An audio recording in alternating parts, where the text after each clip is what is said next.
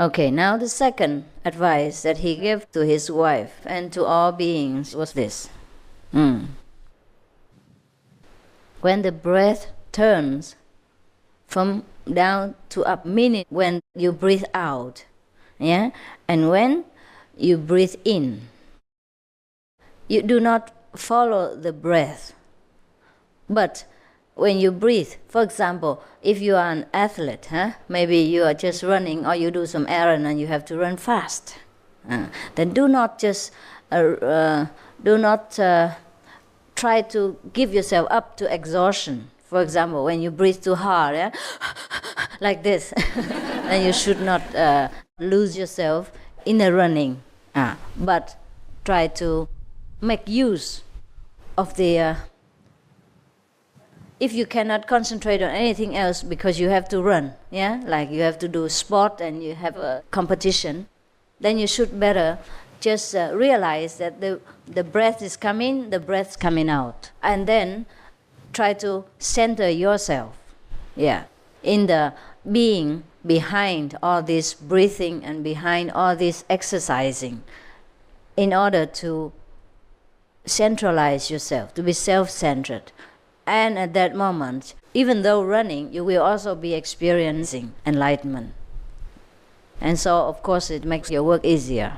I hope I understood him and explained it correctly. If not, you can tell me later. If you know something better, you tell me, okay? The third one. You know what? When people translated Shiva's teaching, it's already confusing. Because the one who translated not necessarily did understand him. And then the one who translated before him even already made a mess. So many translations make more mess. I'm trying very hard to explain to you the way I understood. I hope I don't make worse mess than already has been made. The third one. Or in the middle of the fusion of the two breaths, try to center on that. Of course, repeat the 5 names. You know what I mean? In that case, you will not try to hang on to the breath, but just to remember, something to remember. And then you repeat the holy names, and then center yourself. So what he meant is, whether you're working, you're running, or you're standing, you're walking, you still always can find something to concentrate on and repeat the 5 names. If you happen to forget, the wisdom center, because you probably have to run. You have to run and you have to look at the road. If you concentrate too much on the wisdom eye, maybe you forgot to look at the road, and then you become the last of the competitors instead of the first prize. Because this person, when he translated, perhaps he overlooked what Shiva meant inside by telling him to remember the breathless being, or the energyless, energy field, you know what I mean? Like a gate without gate and gateless gate, things like that. Yes, it's very difficult for anyone of any level to understand a master's secret teaching.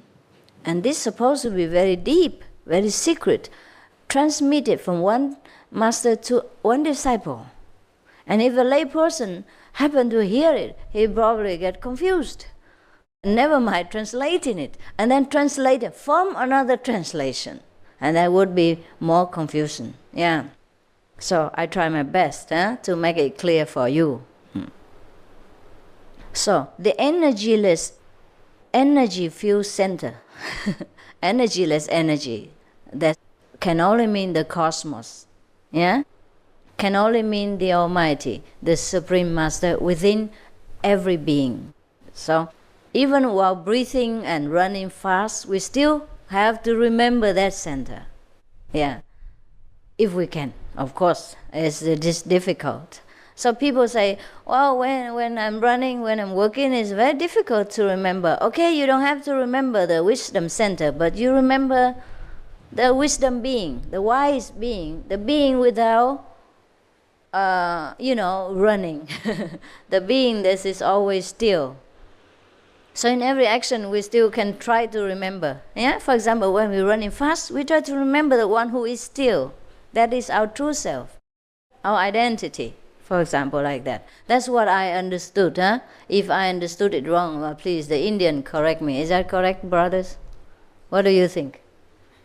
My knowledge is very shallow. You are very humble, as all the Indians are. What do you think, Devi, behind there? You think it's okay? Okay. The fourth advice Shiva gave to his disciples is like this. Also, when breath is all out, yeah, or all in, meaning when you breathe all out or when you inhale, just inhale enough in and stop at that time, in the middle of that, in such a universal pause, suddenly the small self, the physical self, vanishes. This is very easy at that time to realize the whole purity of the true self. That's what the translation is supposed to mean. Huh? Here is the breathing coming and out when they join together. Prana aprana. Prana. Prana aprana. No, it's in the between. Don't confuse people, okay? And don't speak Sanskrit here. I don't understand either. You with your Mahayana, Prana, Mahaprana and all that. Huh? You know that practice? Pranayam and all that? All right. So, in this, what he meant is, before you breathe out again, or before you breathe in. Oh my God. Okay, I breathe for you. Yeah? That is the moment he meant. Or when before, or when all out. Yeah. Even in those instances, we have to remember the purity of our true being. He said, but it is very difficult. If you are impure, you will not remember that. You will always follow the breath in and out, or follow your exhaustion of the body, and then forget completely the true identification of our being. All right. The fifth way to remember is that now, sometimes you forget, right? So you try to remember by considering your own essence as light, and it comes in, saturating throughout your body. At that time, by remembering so, you will awake the liveliness within yourself, awaken the true life force within ourselves again. Of course, at that time, don't do the guan, because you can't. Yeah? So at least try to consider, to remember that you are the light. Remember the experience you have when you meditate on the light and you saw the light. So at that time, when you cannot meditate on the light, at least try to remember, to consider that you are the light. Yeah. Okay? That's what I understand. All the teaching here is just a way to try to defeat your mind's wandering tendency in everyday life. So in every situation, there are many ways to try to grip the mind back. You see, that's why he teaches the disciples so many ways to control the mind. Because if you let the mind free for 1 second, it will think of all kinds of garbage. Therefore, there are 112 ways to catch the mind every day. So if you use one after another, perhaps you always try to remember the holy essence of our true being. The sixth advice is that the space is between. Okay. So sometimes, perhaps, when it rains, according to here, in the space between the different lightning, sometimes in the storm, the lightning comes one after another, right? So in between that, feel yourself as such powerful as the lightning of the universe. Even in the rain, you can remember God. You can remember your own identity. That's perhaps what the Master meant. Unless any wiser person tells me otherwise, because I don't have the whole scripture here. I only have a very short, concentrated essence of the teaching. And we try to make the best translation out of it. Okay? Interpretation. Yeah. Now, continue further. He spoke to her sweetly again. Devi. He called her goddess. Yeah. Goddess. Imagine. You can also try to remember God or to be enlightened by imagining the Sanskrit letters. First, as they are letters. For the Americans, I don't think you should imagine the Sanskrit letters, but the alphabet. It would be wiser for us. Yeah. First, imagine them one by one as letters, as physical letters. But later, try to perceive more as sounds.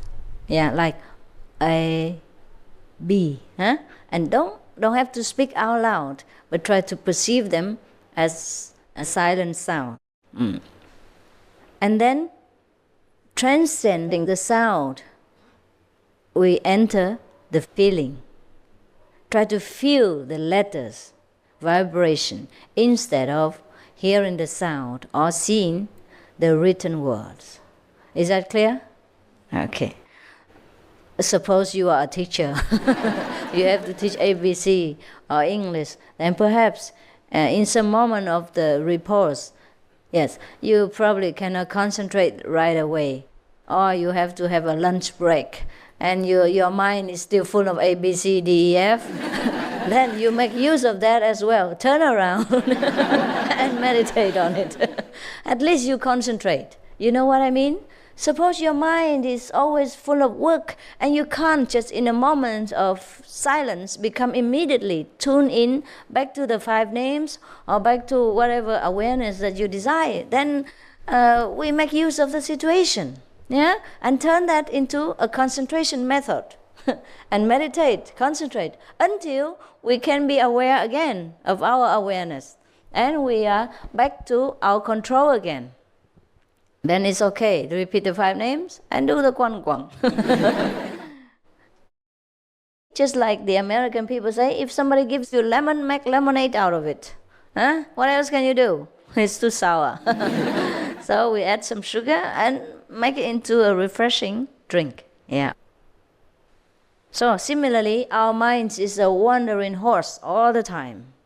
So in every situation, we have to try to use its own wandering power to turn it back to our own advantages of concentration. Now you understand? Like yesterday, we say the weeds in the garden. If we cannot weed them out, then love them. Or try to make something else. Try to make salad out of the dandelion leaves. Yeah, they make excellent salad, very nutritious. In fact, in Germany now, because it's so much developed, the wild land is very hard to find. So those dandelions are a rare species. And so if you want to buy them in the market, it's expensive. Yeah, more expensive than ordinary salad. I'm not kidding you. The German people, do you know? Is that true? Nobody lives in Germany. You know, huh? The same in Switzerland. You have the same in Switzerland, also more expensive than ordinary salad. Yeah, I guess so, because people don't go into the wild anymore and pick these things. So the few who do, sell them in the market, and you don't get that many. You don't get plenty. Yes, I know that. Last time we were in Germany, just recently, yeah, I showed them to disciples. This is what the one we want to pick yesterday, and I used to pick before, and they wanted to buy it, and they're expensive, more than the other salad. So don't look down upon these wild things. Nowadays, wild things are more expensive than the cultivated things. In the old time, it was the contrary, right? Why do we go to eating right now? Terrible. I must be hungry. I didn't have my lunch yet. Okay. All right. Okay. Oh, let's go back to the Sanskrit letters. All right. If you are Indian, of course, you imagine the Sanskrit letters first as a written word, and then as a sound, and then as a feeling, and then finally leave all of them and be free.